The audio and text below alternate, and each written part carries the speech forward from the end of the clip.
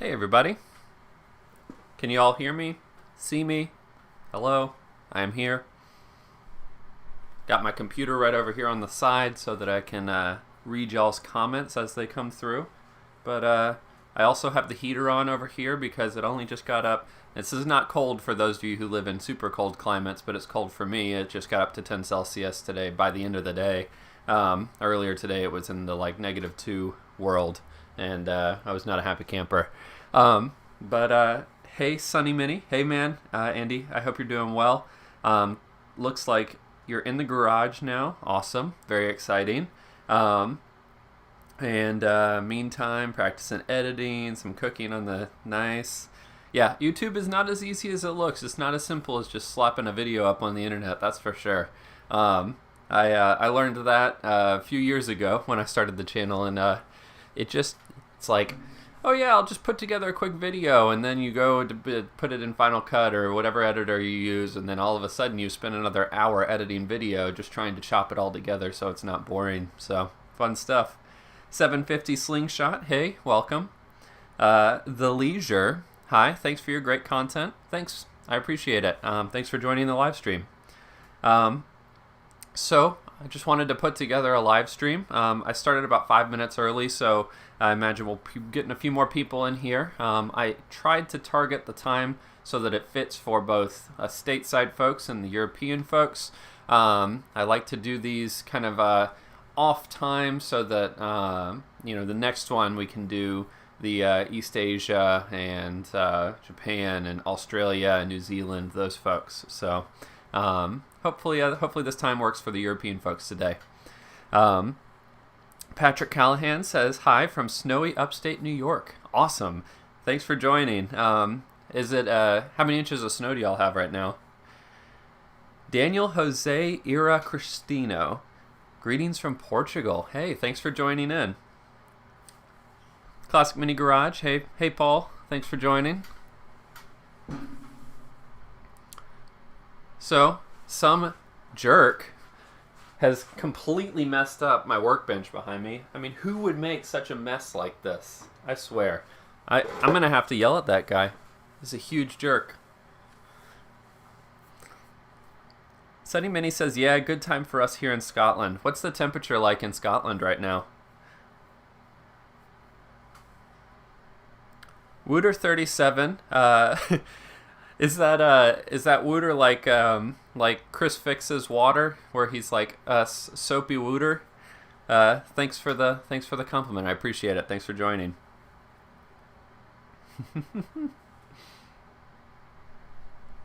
So I wanted to just get a stream going. It's obviously, let's see, December 19th, so only 6 more days till Christmas, and I figured one more live stream for the year. We're gonna round out 2020. Let's knock out some classic mini questions or questions about anything really, and then we can finally put 2020 to rest, and hopefully 2021 will be a little bit better. Patrick says, I only have about 7 or 8 inches at the moment. That's a lot of snow for us down here in Charlotte, North Carolina. We will shut down basically everything for less than an inch of snow, but whenever we get snow like that much, man, we're over the moon. It basically never happens here. It's always just cold. It's cold but no snow. No fun. Sunny Minnie says, not too bad today. It was 9C, didn't have my jacket. Ooh. Well, so it's about the same temperature there that it is here in Charlotte. That's actually really surprising. I always thought Scotland was a pretty cold climate. Classic Mini Garage says Alex Toon has been known to be messy. Yeah, man, I'd like Alex Toon to come visit. It's with the borders closed here and everything. It's been sad. I haven't gotten to see many of my friends. Sunny Minnie says, I hope we get some snow this winter. Seems we had none in the last 10 to 15 years, really. Jeez. Yeah, I remember when I was in middle school, high school, there was a terrible snow and ice storm here. It basically shut down the city for 2 weeks, maybe 3 weeks. It was awesome as a kid because you didn't have to do anything. You just got snow days, which you technically had to make up, but it didn't matter. Yeah. that's the last big winter storm that I think we've had, and that was, I mean, I'm 30 now and 31 now, and that was back in early 2000, I guess. Man. Our village road gets blocked with about 10 feet of snow 20 years ago when I was at school. We blocked here for at least a week every winter, but not happened in 15 years, I would say. That's wild. Go from having 10 feet of snow to having no snow.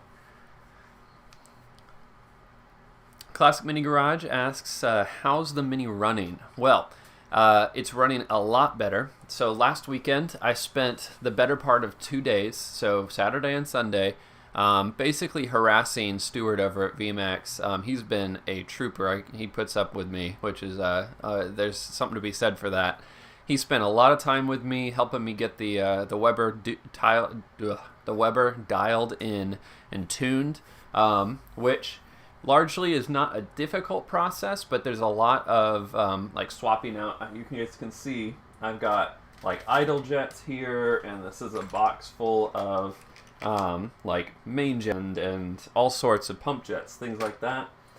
So swapping those around, using his guidance to kind of dictate what I was doing on the car. We're really, really close. So for those of you who are familiar with Webers, there's something called an auxiliary venturi that's inside your Weber. And so this is a DCO E45 here, and this is the auxiliary venturi. And so fuel gets drawn into that hole and then gets blown into the center of this this venturi when air passes over the opening. And so this face right here is up against the face of the inside of the carburetor. Whoops, wrong side. And so when that goes inside, you have a little grub screw that pushes on the other side and presses this up against the side of the throat of the carburetor. Now, if it's not tight enough, or it's not making a good seal, it'll leak. And that's what was happening with mine, so I fixed that today. But with that, the fueling is almost perfect throughout the whole power band, except for going off of the line and sometimes in between shifts, depending on the fueling and speed conditions. So it's drivable, and I think there's just a little bit more dialing in. We'll be in the realm of I can finally make a video and show you guys what it's like to drive it. I'll set this up here for right now. The Leisure says, hey, I have a question about my Sprite, but the systems and minis translate pretty closely. My car has been sitting and it's been become pretty hard to push around. The brakes work fine when driving it. So hard to push around when it's sitting still. I'm just going to assume, so I've not worked on a Sprite before, but you're right, they are very similar. Check to make sure that your handbrake, if it uses cables that run back to the drum brakes in the rear of the car, if it's older, if the quadrants that the wire runs through have seized, sometimes that wire will get stuck, and when you pull the handbrake up, the brakes get stuck out inside the drum, and then it'll make it harder to spin over and roll down the road, or around your garage in this case. So that's one thing to check. If the brakes are working when you're driving it, I'm thinking that I would lean more towards the handbrake, because usually with a little bit of movement in those brakes, they might release themselves with the handbrake undone. Aside from that, it could be the wheel bearings are starting to get old and run and like are starting to go bad.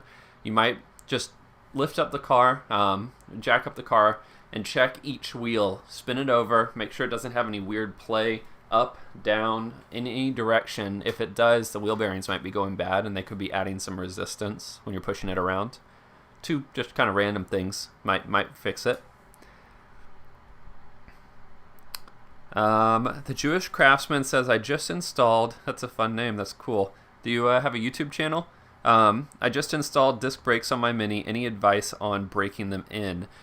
There's not really a process of breaking in disc brakes.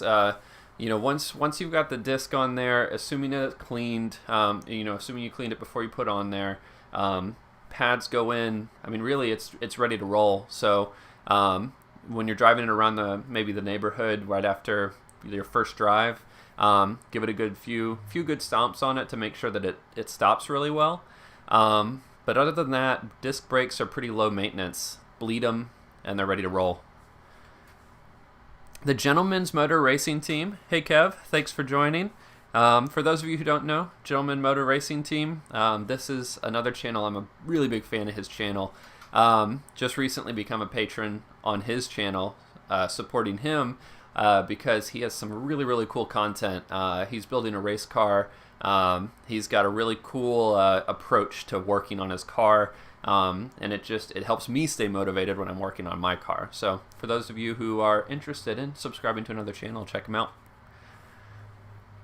The Leisure says, when I park it, it's as if the brakes are still engaged. What should I look at first? I think I answered that. Oh yeah. Thanks. Awesome. So from the handbrake, there should be 2 cables, or maybe 1 cable. No, there should be 2 cables. Assuming it's not like a hydraulic handbrake, but I don't think they are on the Sprites. 2 cables that run underneath the car, and they go through a quadrant. It's kind of like a quarter moon shape, or quarter circle shape, and they spin, and then they have another quadrant on the outside, and those go to the actual brakes, and those cables pull and expand the disc or the drum brakes into the drum. And that might be what's getting seized up. The quadrants actually shift when you pull the handbrake, assuming the Sprite's the same as the Mini. Daniel says, I have a question also. What's the best way to repair a classic Mini's gutter? I have a 1976 1000 model and the roof is in bad shape. Thanks. So that's a good question. I'm not a welding expert, nor am I a metalwork expert. That said, there's kind of like just general rule of thumb process that you go through with rust. You would sand it down and try and remove as much of the rust as you can. Really, you want all of the rust gone. So you end up basically cutting out what's gone, what's rusted, and then you determine what you have to repair based on how much you have to cut out, how much rot you have to cut out. So you end up having to sand through the paint. You got to look for the rust and cut it out. So got to kind of be prepared for that. And I think they sell like replacement parts for the gutter. I'm not totally certain about that. Maybe some of the British guys who are on here right now might be able to lend some information there. I haven't bought a ton of metal panels for my Mini. I've been lucky, knock on wood. I haven't had to replace much, though I think that might not be the way that it stays. So what else, folks? Got some more questions. We can talk about the supercharged build. We can talk about these radius arms that are sitting behind me right now. Man, talk about anything. I don't know. I think I only showed this on my Instagram. The car kitchen made me a front mount radiator to my specification. So it's an aluminum radiator. And I gave him some specs, gave him the thickness and everything, because this is going to get added with my existing radiator. And told him where to put the ports. Pretty cool. And this is going to sit right down in front of the alternator and then get piped into the thermostat output and then back up into the radiator. Very, very excited. And it has a cool logo on it. I feel like I should get a stencil and do something like this with my logo or my name on it too. Classic Mini DIY. Could be pretty cool. Or Bad Wolf. I don't know.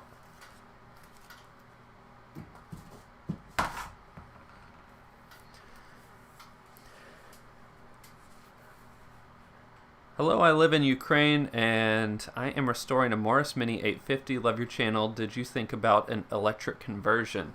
Thanks for watching the channel. Appreciate it. I have had a lot of consideration about doing an electric conversion. It is a lot of money. Just kind of at minimum, it's going to be probably 10 grand to do an electric conversion properly. And I don't really want to do it on my Mark I body shell. I might do it on a car in the future, maybe once the price comes down or the battery technology gets a little bit better. Right now, I don't like how much range, how little range you actually get when you get an electric conversion. But that could change. I don't know. We'll see. It's in the back of my head as a potential project in the future, but nothing planned for the immediate near term. Gentleman's Motor Racing Team, hi. Cole, due to wanting to look cool on YouTube, I've been thinking of removing the guard on my angle grinder. What are your thoughts? Let me put it this way. My angle grinder still has a guard on it. That's all I gotta say about that. Cheeky. Jimmy says, where is the wire for the fuel pump so I can install a kill switch the easiest? What color wire from ignition coming from the steering column? It really depends on different ages of the Mini, what wiring loom you have in your car or wiring harness. If you check out on my website, it's totally free, classicminidiy.com. There's a technical section where I have wiring harness wiring diagrams, and they are separated out depending on the year of your car.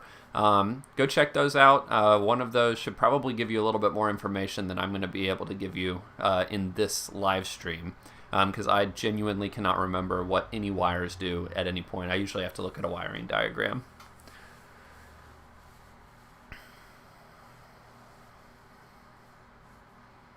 Matt Atkinson says, TCK, yes sir. Mini Performance, Evening Cold, didn't know you were doing a live stream. Yep, yeah, decided about 2.5 hours ago that I was going to do one today. I don't know if I'm going to have another video coming out before the end of the year, so I figured I'd pop on here and just answer some questions and hang out for a little bit.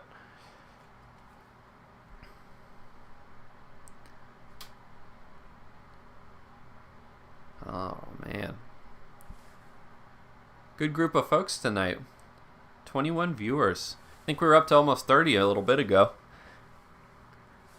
I think the last time we had that many viewers in one live stream was back when I was announcing the winner of the Supercharger. Fun stuff. So, I've got a question for you. It's not even related to minis. And you might be a little weird, but recently, I don't know, there's this trend of swapping home power tools, so like gas-powered leaf blowers or weed whackers, all those different things, to electric ones.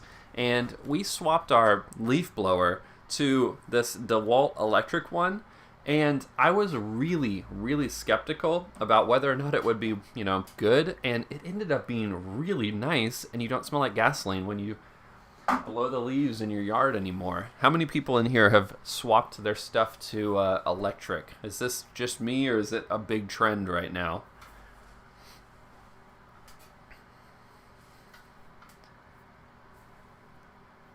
Looks like Andy agrees with me. He keeps the guard on there as well.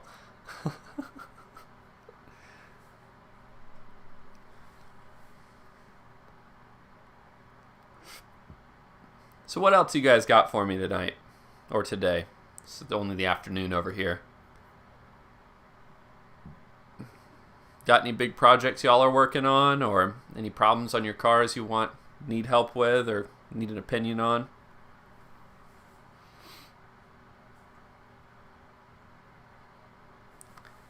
Mikhail says, I am waiting for an electric Hoover.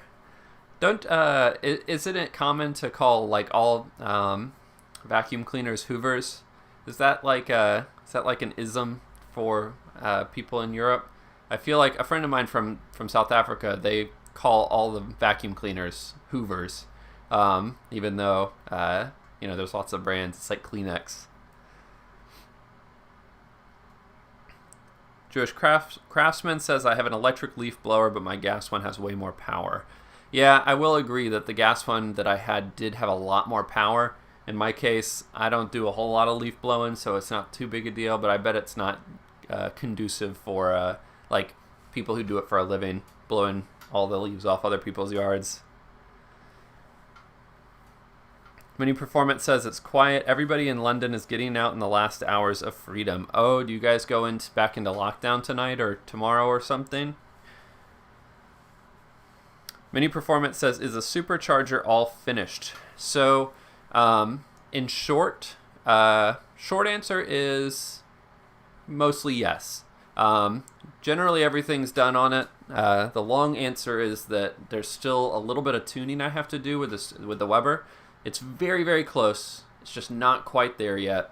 I have great power, great fueling per my AFR all the way through the power band, which is awesome. But I do have some issues off the line. It's kind of stalls out a little bit. Can't quite get enough fuel off the line.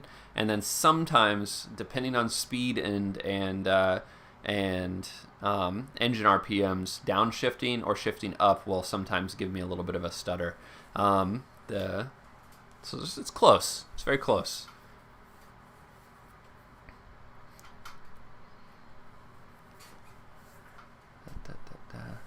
Man, I forgot my water. Super thirsty.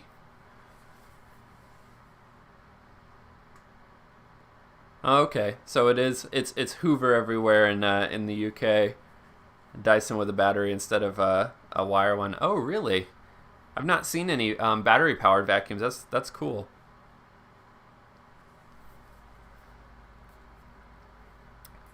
Can you recommend where to buy reconditioned rear radius arms in the UK? Usually the best place that I've seen is like Mini Spares, Mini Sport. They offer, I think they have reconditioned ones. I think they also have new ones. I could be wrong about that. But most of the time you should be able to recondition them pretty easy. I'm going to be doing a video on it here shortly, and I'm going to show the whole process. So I'm not showing the process of removing it from a car because a patron sent me these to do. But I am going to show the process of like disassembly, all the stuff that needs to come off, how to install the new bearings and the bushes, how to ream them, all those different things. So hopefully maybe you'll be able to just recondition the ones that you have instead of having to buy new.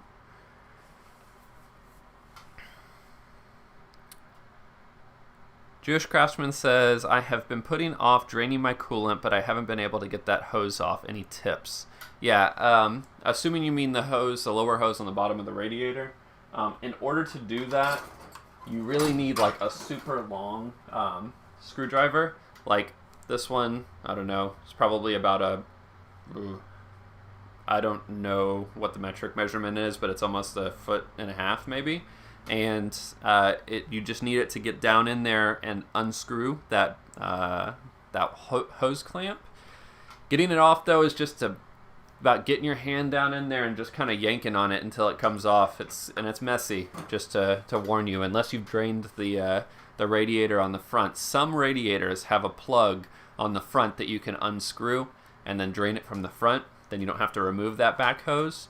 So if you're lucky, you'll be able to do it that way. Mini Performance says, needs a dyno session. Sounds like you need a bigger idle jets. Yeah, so there are a few kind of like interesting tweaks that Stuart's been having me go through when tuning this. He's been helping me over WhatsApp, and it's been a process of learning, that's for sure. There are not really, so there are dynos here, and then there are people who tune Webers.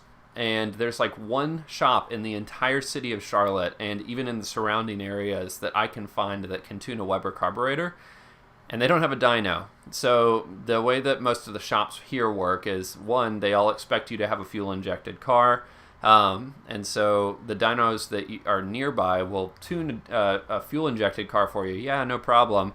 But if it has anything to do with a carburetor, if it's old, you don't have fully mappable ignition, they're just like, I don't know what this is. So you can put it on the dyno and see what power it makes, but and you have an hour on the dyno. So if you can figure out how to tune it, go for it. If not, then you just get power figures. It's kind of annoying because our car inspection here doesn't require any sort of dyno session or fueling checking, anything like that, at least not to the extent that the MOT does. There's like no such thing as like shops everywhere with rolling roads.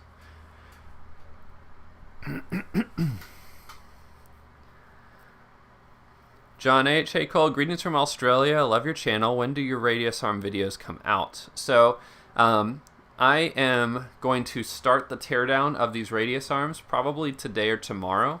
And then they're going to go off to the powder coater. So it's going to be probably about a week at least before the video comes out. Because, you know, we're going to be doing the full rebuild on them. So, disassembly and how to take them all apart, and then reassembly, how to ream the bushings, how to get it set up for your car and ready to roll.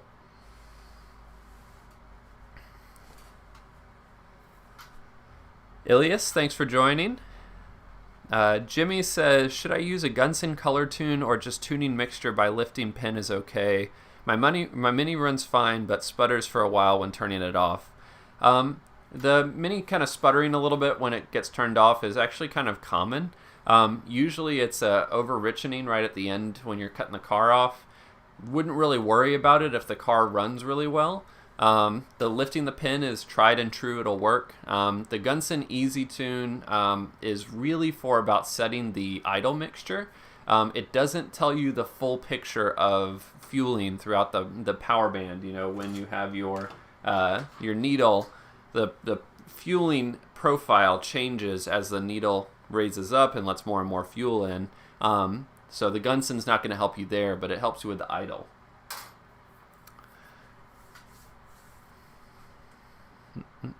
Sunny says, I still have the issue of real slow starting.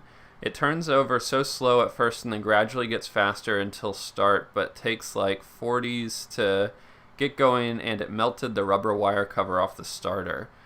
Kind of sounds like you have a bad engine ground to me. I would make sure that the grounding points that are coming from your engine to the chassis are nice and clean, really, really, really like clean, and reconnect those.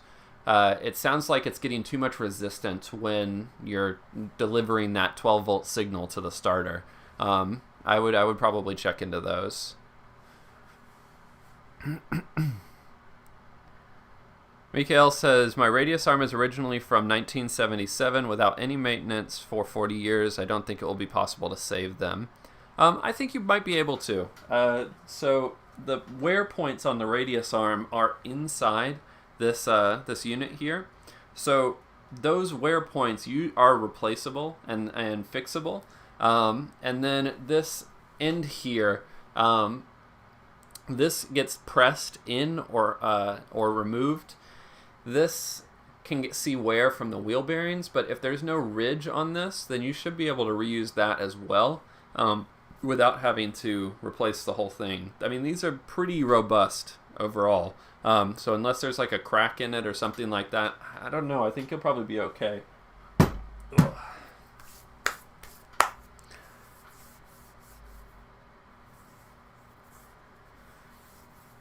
Ettore says, my Mini Cooper 91 Mark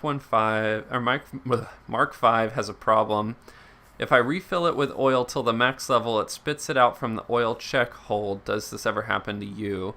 The oil hole on the top of the engine, like the one where you actually are filling it, or is it coming out somewhere else, like the hole down in front near the distributor?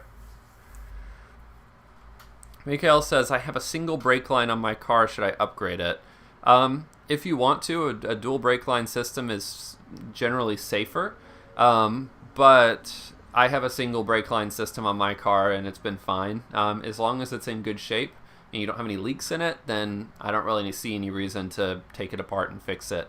That old adage, if it works, you know, I forget the adage now that I'm about to say it. If it ain't broke, don't fix it. That's the adage. I couldn't remember what it was.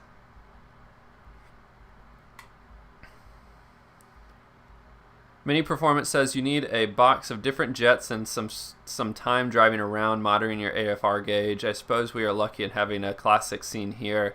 Does nobody over there run old stuff? They do, but most of the old stuff here is American muscle. So, you know, Holly carburetors and Mustangs, Camaros, that kind of stuff. And it's really pretty crazy how ambivalent people are to even kind of like look at something, even though the concepts of fueling don't really change across those. But, you know, whatever.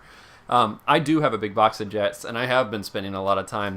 Literally, I spent almost, I guess, 5 days now of working time on the car, dialing things in. And even better, because jets are really expensive here, I have a small drill with a ton of different sizes here, and I'm actually going through and hand drilling this until I get it to the right size and right configuration. That's been fun.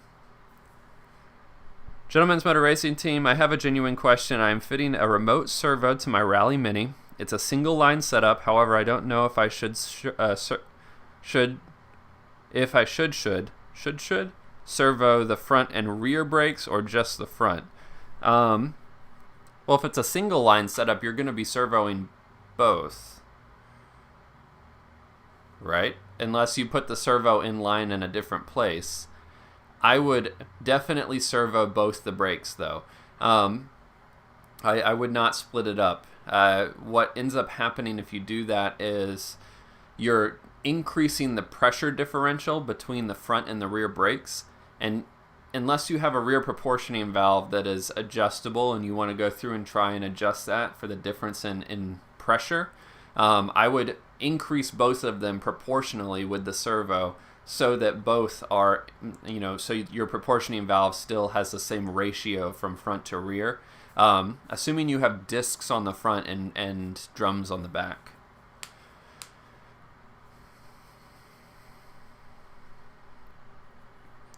Ilya says, do you know anything about the KN Jupiter wheels available in 10 and 12 inch? I'm really tempted to buy a set of 12 inch J5 for my Mini, but I cannot find anywhere which wheel nuts they need. I am not familiar with them. I don't know a ton about different Mini wheels. I like the ones I have, and I just slapped them on there, and I got the wheel nuts, and they seem to work. So the Mini usually uses...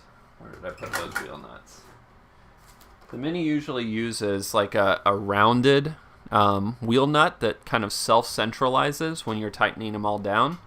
So I can't imagine that they're different than that, but you might end up having to get the wheels and then see if they're tapered inside those wheel stud holes, and then, you know, get it that way. I don't know if you guys could just hear that, but the most ridiculous thing just drove down the road. It was 4 wheels, a platform, and an entire band was on top of it. And they were just blasting music as they were driving down the road. America's so crazy. Ettore says, not the hole where I refilled the motor oil, the hole down where the dipstick is. And if I refill oil till the max, it spits it out. Like there is too much pressure. So if it's blowing oil out, if it's like a fountain of oil blowing out, what I'm wondering is if your oil breathers, so depending on your engine, you might have a breather. It will look like, well, I don't have one right now. There's a breather that sits on the transfer case on some Minis, and then one that sits on the back of the engine, and then one that sometimes sits on the timing cover. In between the radiator and the engine itself. If any of those or all of them are really gunked up and blocked, the only place for that crankcase pressure to release from the engine is through that dipstick hole. So I would definitely check those. They're pretty easy to clean. Basically, you take the filters, you take the breather off. You won't be able to really as easily with the timing cover one. But if it's the one on the back or on your transfer case, you can take them off, check inside, and usually there's like a wire mesh, kind of similar to like a Brillo pad or steel mesh, and you want to take that out, make sure it's clean, and you can replace it with a similar coarseness of metal of that steel wool, and it'll do the same thing it was. Basically what it does is it allows the crankcase pressure to release from the engine, but that mesh collects the oil vapor and prevents the oil vapor from getting out, but it allows the excess pressure to get out. So that's what I would check. Mark Bliss says, new Mini pickup owner here. Super jealous. Super jealous already. My rubber springs are dead. Pros and cons of rubber cones versus steel springs. So lots and lots of contention about whether springs are suitable for a Mini. So I run red metal springs, and I've been very happy with them. The important thing when you're installing metal springs is that you are installing the additional safety pieces with them. So most people who install red springs or metal springs in general want their car a little bit lower than stock. And so you need to get lowered shock absorbers. That'll help reduce the amount of droop that the wheels can come down. But then you also need increased sized lower bump stops. That also reduces the wheel travel when it's at full droop, basically if the car is off the ground. Springs themselves are shorter than the cones are.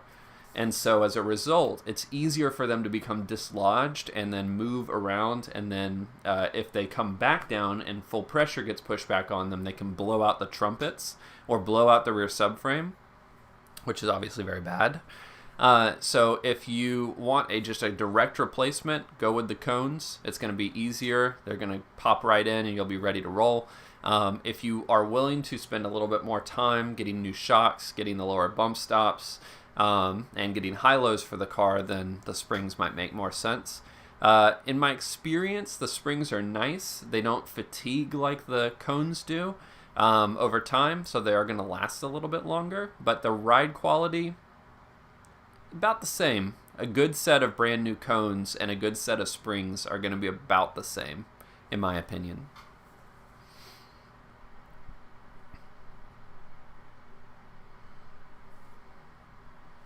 Classic Mini Garage and Mini Performance have some good suggestions there for the oil coming out of that dipstick hole.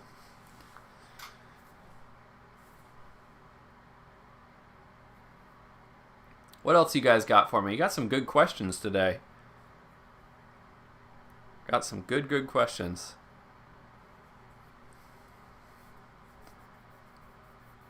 Sonny says that his cones are shot. Yeah. That seems to be a common thing for these Minis. You know, they sit around for a long time and that rubber just fatigues over time. But a good set of new cones, solid, very good, good upgrade.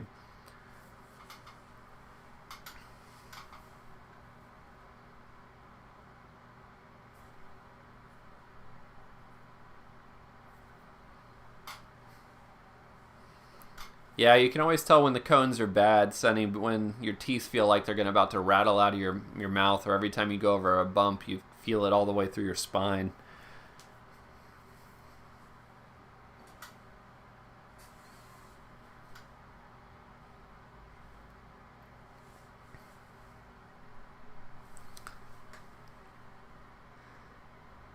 Mark Bliss says, any advice on removing and replacing the clutch Clevis pin? Assuming it's the one that's inside the passenger compartment, that's like where the master cylinder connects to the clutch pedal. I think that probably the best advice I can give you is to just swear as much as possible. That works really well. Or find somebody who has really small hands and you can use like needle nose pliers.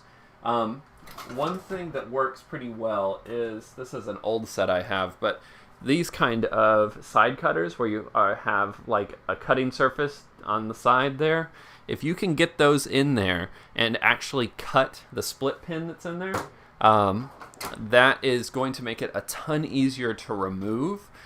It won't make it any easier to reinstall though. So yeah, just lots of swearing, lots of patience, and a flashlight. Mini Performance says, what have you bought your Mini for Christmas? Yes, and I want to extend that question to everybody too. What has been your purchase for your Mini for Christmas?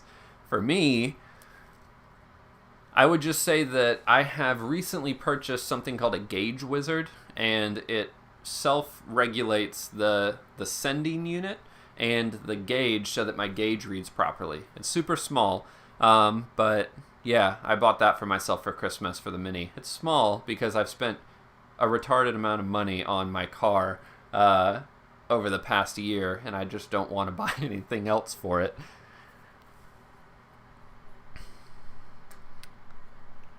Classic Mini Garage says, I've got a question. Do you still wear flip-flops in the winter? I actually do still wear flip-flops sometimes in the winter. Most of the time it's when I am just quickly running out to the garage to grab something out of the workshop, but I don't work in them. My toes would freeze off and turn into little, little blocks of ice.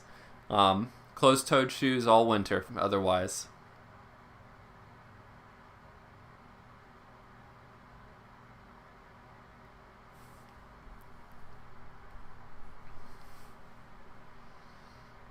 Mm-hmm.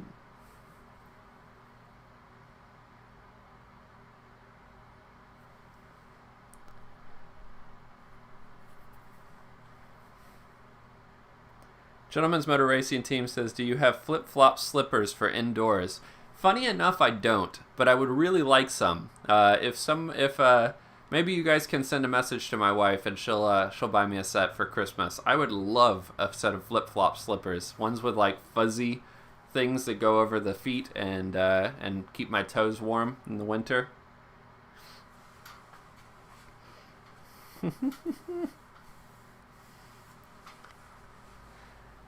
Sonny, I would argue that Crocs are a little bit better than flip-flops. Not much, but a little bit. Just a smidge.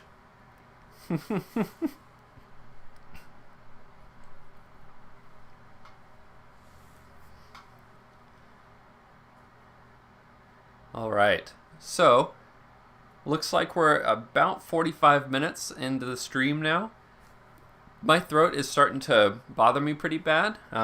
So I think I'm probably going to wrap this up here shortly. If you guys have any other questions that you'd like to ask, get them in the live chat, and let's answer some mini questions or non-mini questions. I hope you guys like my microphone mount too. This is tape, and then this is a GoPro selfie stick, and then I have it taped lower down here. Elias says, can you use engine flush on an A-Series engine if, for example, it has a bit of engine sludge because the engine oil is shared with the transmission and needs zinc additives? Bad for the transmission? I probably would not use an engine flush on an A-Series. I think you're better off to use just to change the oil kind of more frequently a couple times. So get maybe not like the most expensive oil you can find, but find the cheapest oil you can get with zinc additive in it, or add a zinc additive, and then run the engine for 100, 200 miles or so, empty the oil, put a fresh set of oil in, maybe do it 2 times. I think you'll mostly clear out the sludge that way. If it's really, really sludgy, like brown or something, then there's a bigger issue. And no matter how much you clean it out, it's not going to get any better. But I would just use oil to clean out the sludge of oil, if that makes sense. Mark Bliss says, another question from a newbie, Cooper versus Cooper S brakes. Mine came with Cooper, but Cooper S have been recommended.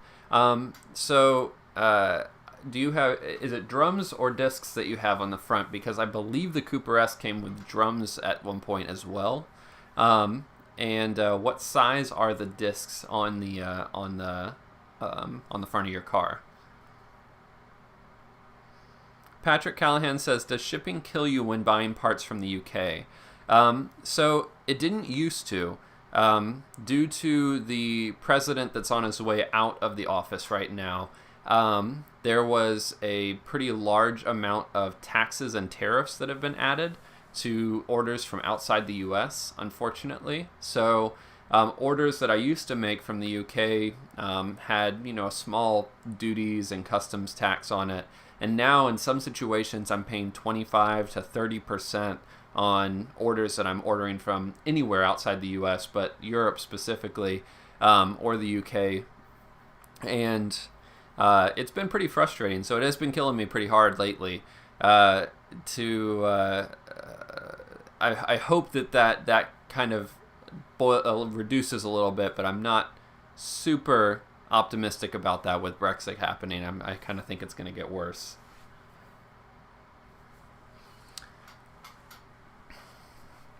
John H. says, do you make or buy the reaming tool for the radius arm? So this one was the gentleman who actually sent me the radius arms. He had a buddy locally that had this tool already available. So I just am using the one that he had. I think that I would, if I was to get the tool, I probably would not make it myself. I'd buy one because spending $150 on the tool is going to be better for me because I'm not very good at making tools than making it. It'll be more effective. I think they sell them on eBay. I've seen a few pop up on there. Mikhail says, how to understand that your steering rack needs to be replaced.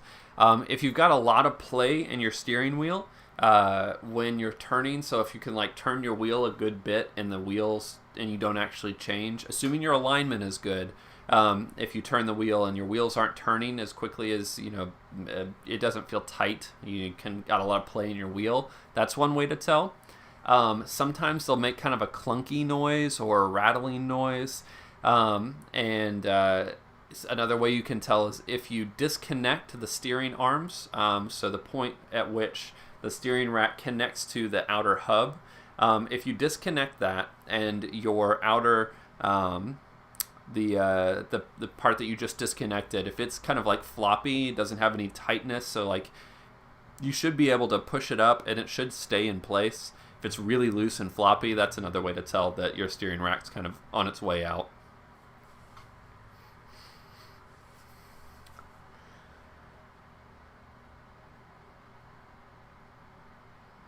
Let's see here. Mark Bliss says that they're discs. Don't know what size. I mean, if you're comfortable with the amount of stopping power your Mini has, I don't know that I would change them if you've already got discs up there. But if you're feeling like your car's not stopping effectively enough, I might consider, if you want to keep 10-inch wheels, either the Cooper S setups that they offer, or the 4-pot Mini Sport setup. I really like those. Mini Spares has a 4-pot system, and you'd want the 7.5-inch disc on those. That's what I have on my car, is the Mini Sport version, and it stops very, very well.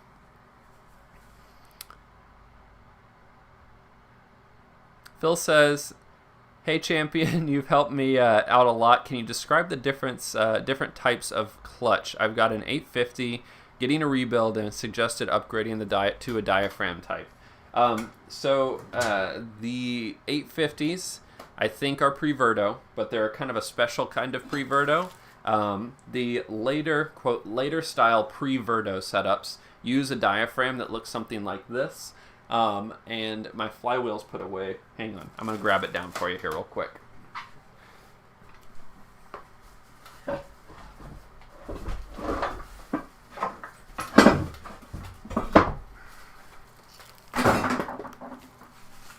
Oh man, let's open this up.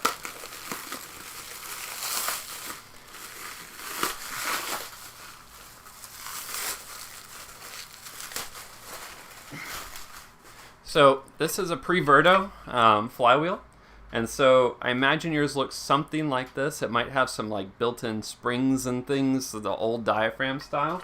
But the way that this works, where did I just put that diaphragm? Oh, I put it back. The way that this works is the diaphragm sits on top here, and when you press your clutch in, that is what's actually engaging and disengaging the clutch. And the clutch disc sits in between this flywheel and the pressure plate on the back here. So you normally have a plate in there. Mine doesn't have one right now. So that is a very strong clutch setup. The later Verdo style setups, you would need to get a different flywheel in order to set those up. So you wouldn't be able to just swap that one out, but that might be a good conversion for you. In fact, I don't think you can get direct replacements for the original 850 parts that you have on yours. I don't think they make them anymore.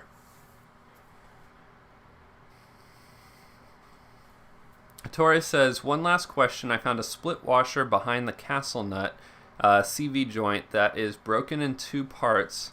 Have I to replace it as soon as possible? Split washer. So that washer is intended to be split.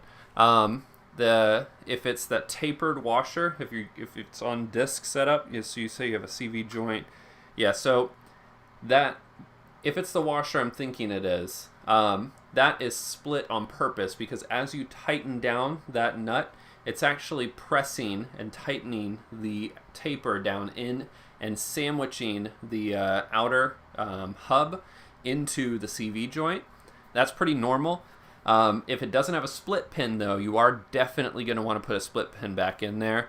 And I'd also check the torque on your wheel bearing, that outer castle nut.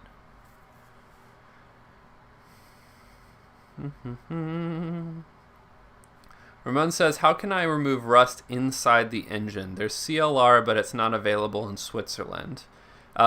So I'm assuming the engine is disassembled. Otherwise, there's not really a good way to remove rust inside the engine. But if it's disassembled, it's just steel. So aside from the bores, which are, rely on being very, very smooth, you should be able to clean it with, just about any kind of rust remover, as long as it's really well cleaned off.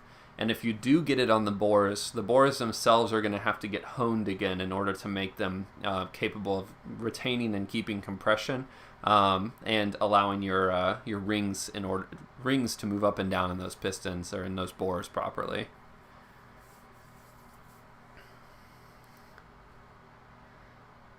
Laser Bacon Cruiser says, this should give us all a laugh. I made a rookie mistake and I accidentally forced grease into the brake bleed nipple. Oh, whoops. Is there anything I can do without replacing the caliper? I don't think that you need to replace the caliper, but you might want to take the caliper off and really, really clean it out. There's not a whole lot of different channels inside that caliper. So as long as the caliper's off and you can really verify that you've cleaned it out really well, then you should be okay. Yeah, I think the only way to really confirm whether or not it's properly cleaned, though, is to take the caliper off, take it apart, remove the pistons that are inside the caliper, and visually inspect it. But that also means you're replacing all the seals on the brake calipers. So, dang, sorry to hear that. Mini Performance says, don't 850s have some ancient spring clutch weirdness? Yes, they do. Most of them do, in fact. But I do believe you can replace them with the later style diaphragms without any sort of fuss.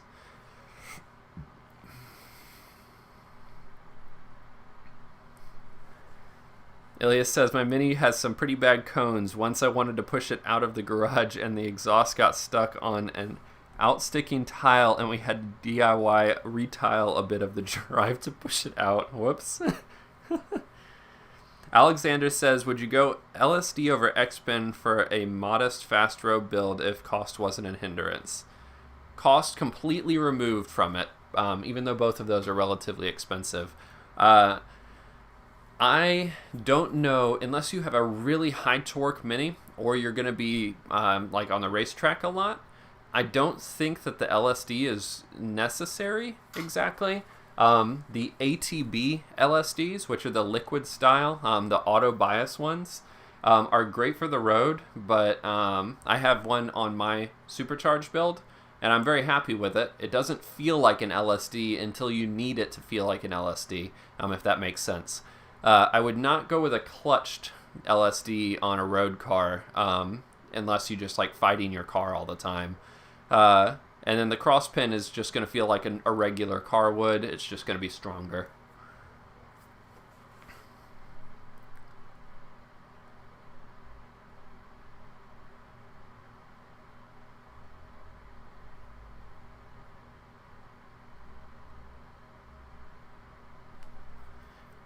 Mini performance. I don't think. I think there. If it's the tapered tapered piece that goes into the CV joint itself or into the outer hub, I think that actually is supposed to be split. That tapered one does. If it's a flat washer and that's split, then you absolutely do need to replace that. Gentleman Motor Racing Team says, talking of tools, I love your engine lifting eyes that screw into the spark plug holes. Is there any chance your mate could make more so that you could sell them in your shop? So I'm comfortable using them myself. What he's referring to, so you guys know, let me see if I can get that in screen here, is these. So this is a spark plug, and this is a piece of steel. This is, I believe he MIG welded this to the spark plug, and these are what I use to lift my engine in and out of the car.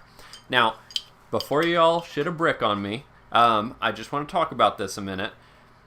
The way that you lift your engine, the factory style is using the studs on the engine block, so you normally connect to 2 engine studs, and that's what holds it up. I like using these because this is more thread, and it's a wider thread pattern than those engine studs. I don't think I would feel comfortable selling these because I'm not an engineer and I don't have the equipment to test to make sure that this is actually safer, but I am comfortable enough with them using them myself. Kev, if you are comfortable with that disclaimer, then I can talk to my buddy and see if he'd be willing to set you up with some. I love them. They're great, and it actually puts the engine at kind of an angle, which is nice, especially for you because you have that remote gearbox.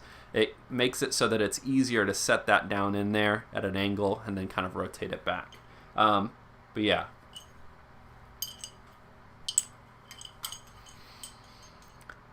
Alexander says, thanks. That's just the unbiased insight I needed. Very happy to hear that. I've used a cross pin too. It's a really nice setup.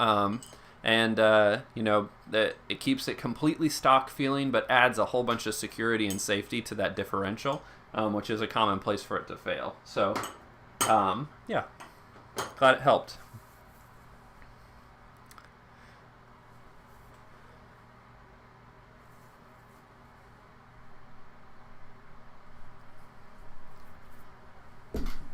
Alrighty, folks. So it looks like it's slowing down here. If you have any more questions, feel free to post them real quick. But I think I'm going to start wrapping this up. I know I said that earlier, but then got to talking.